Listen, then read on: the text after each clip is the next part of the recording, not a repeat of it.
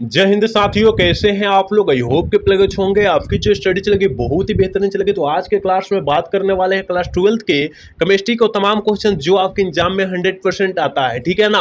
तो आप लोग एक एक क्वेश्चन को जो है काफी अच्छे तरीका से देखने का प्रयास करेंगे मेरे भाई, क्योंकि जितना क्वेश्चन कराएंगे आपके एग्जाम के पॉइंट ऑफ व्यू से काफी ज्यादा बेहतरीन क्वेश्चन कराएंगे। तो आप लोग अच्छे तरीका से देखने का प्रयास करेंगे सारे क्वेश्चन को, ठीक है ना। तो चलिए बिना टाइम का क्वेश्चन की तरफ बढ़ते हैं। इससे पहले क्लास को लाइक नहीं किया तो क्लास को लाइक कर लेंगे और चैनल को सब्सक्राइब कर लेंगे और एक एक क्वेश्चन को जो है बेहतरीन तरीका से देखने का प्रयास करेंगे मेरे भाई, क्योंकि जितना प्रश्न कराया जाएगा आपके एग्जाम के पॉइंट ऑफ व्यू से काफी ज्यादा इंपॉर्टेंट प्रश्न कराया जाएगा, ठीक है। कहा जा रहा है मिथाइल एमीन को बनाया जा सकता है, काफी ज्यादा महत्वपूर्ण क्वेश्चन है। आप सभी इसका आंसर जरूर बतलाएंगे मेरे भाई कि मिथाइल एमीन जो है किसके द्वारा बनाया जाता है। तो याद रखिएगा हॉफमैन ब्रोमाइड अभिक्रिया द्वारा बनाया जाता है। बिल्कुल ऑप्शन बी हो जाएगा, 1 का ऑप्शन बी होगा, याद रखिएगा। अगर आपको जो है वीडियो साफ नहीं दिखाई दे रही है, अपना वीडियो क्वालिटी बढ़ा लेना है, साफ दिखाई देने लगेगी।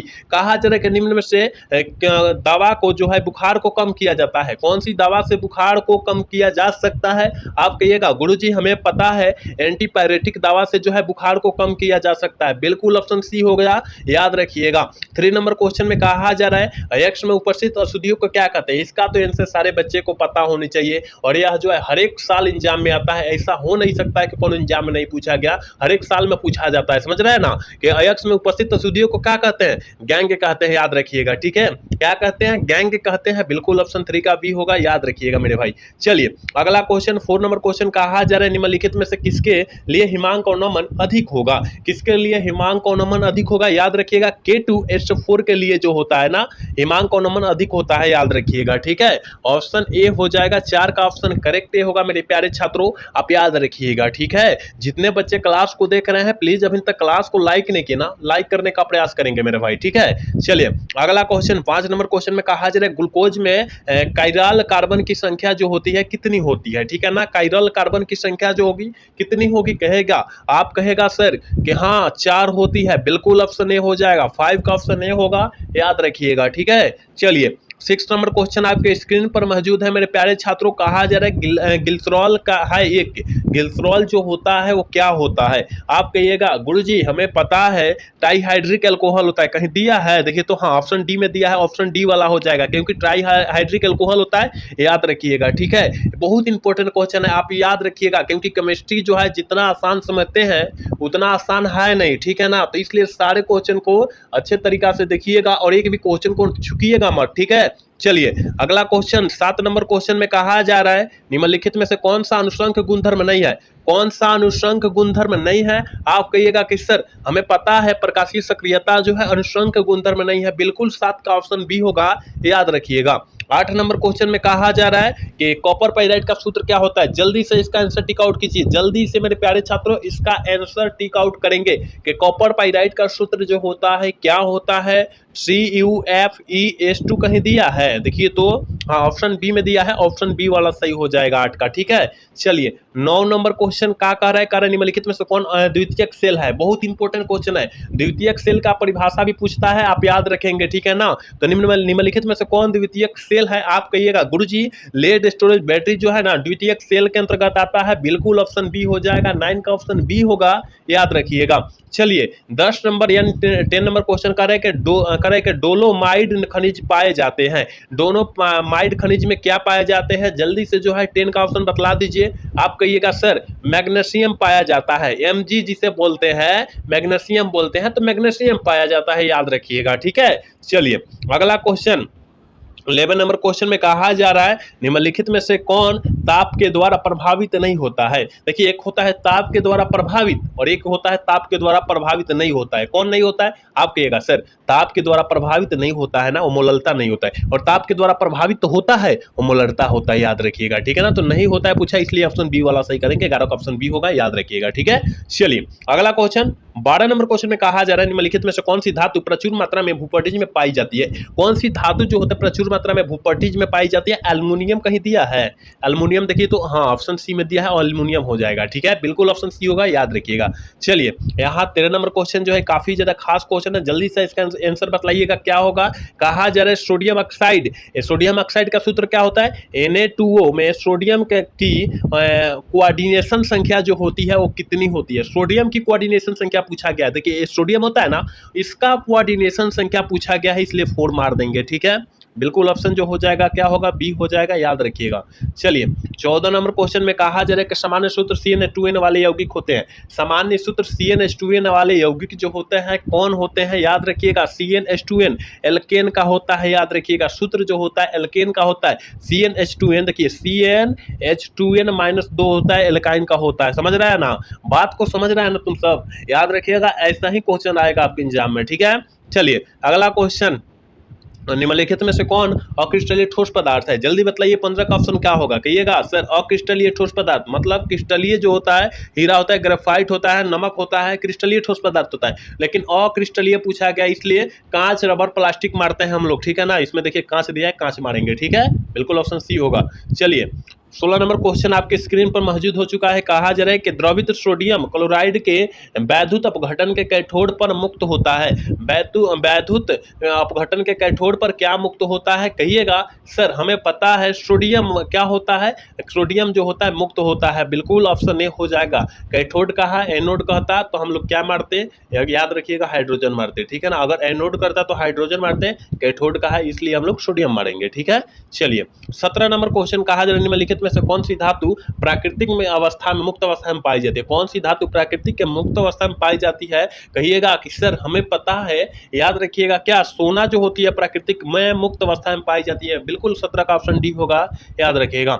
18 नंबर क्वेश्चन में कहा जा रहा है हीलियम का मुख्य स्रोत क्या होता है, जल्दी बतला दीजिए, इसका आंसर क्या होगा 18 का। ठीक है, कहिएगा गुरुजी हमें पता है कि सोडियम का, हीलियम का मुख्य स्रोत जो होता है मोनाजाइट होता है और सूर्य भी होता है। क्या होता है, मोनाजाइट और सूर्य दोनों होता है, आप याद रखेंगे। ठीक है, चलिए अगला क्वेश्चन 19 नंबर क्वेश्चन आपके स्क्रीन पर है। कहा जा रहा है निम्नलिखित में से कौन हाइड्रोजन बंधन नहीं बनाता है। कौन जो होता है हाइड्रोजन बंधन नहीं बनाता है, हाइड्रो HCl नहीं बनाता है, हाइड्रोक्लोरिक अम्ल नहीं बनाता है, याद रखिएगा। ठीक है, ऑप्शन सी हो जाएगा, याद रखना है। चलिए 20 नंबर क्वेश्चन में कहा जा रहा है निम्नलिखित में से कौन सा धातु साधारण ताप पर द्रव होता है। कौन सा धातु साधारण ताप पर द्रव होता है, कहिएगा कि सर पारा, पारा होता है। पारा मतलब क्या, मरकरी होता है, जो हमारे घर के सामने टांगे रहता है ना, टांगते हैं ना शादी ब्याह में, वही मरकरी की बात हम लोग करते हैं ना, ऑप्शन बी हो जाएगा। चलिए कहा जा रहा है XeF4 की आकार जो होता है कैसा होता है,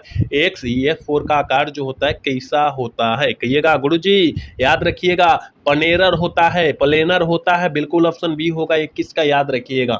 चलिए अगला क्वेश्चन की तरफ बात करेंगे। अगला क्वेश्चन क्या है, जल्दी बतलाइए इसका आंसर क्या हो जाएगा, जल्दी बतलाइए इसका आंसर क्या हो जाएगा, फटाफट बतलाइए। H2SO4 क्या है, अम्ल है कि भस्म है, कहिएगा गुरुजी अम्ल है, बिल्कुल ऑप्शन क्या होगा, ये हो जाएगा, याद रखिएगा। चलिए अगला क्वेश्चन 23 नंबर क्वेश्चन में कहा जा रहा है किस ग्रुप के तत्व को संक्रमण तत्व कहा जाता है। किस ग्रुप के तत्व को संक्रमण तत्व कहा जाता है, डी ब्लॉक के ग्रुप को संक्रमण तत्व कहा जाता है, बिल्कुल ऑप्शन सी होगा, याद रखिएगा।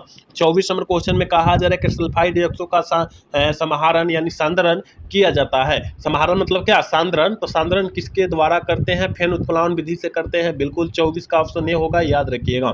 25 नंबर क्वेश्चन का है आधुनिक आवर्त सारणी किसने बनाया था।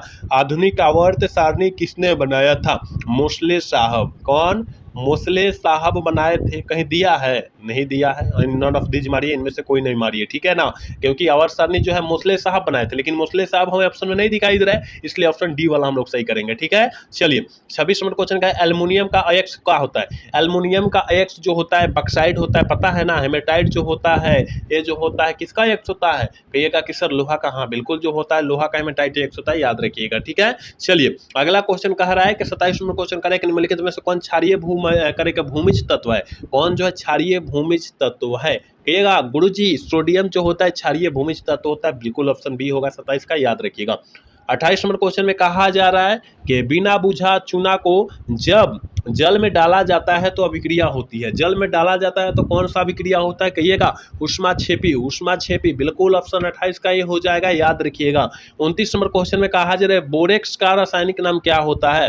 बोरेक्स का रासायनिक नाम क्या होता है, सोडियम टाइबोरेट होता है, याद रखिएगा, बिल्कुल ऑप्शन ए हो जाएगा 29 का, याद रखिएगा। ठीक है ना, 30 नंबर क्वेश्चन आपके स्क्रीन पर है मेरे दोस्त। कहा जा रहा है कि ऊष्मा और विद्युत का अच्छा चालक है।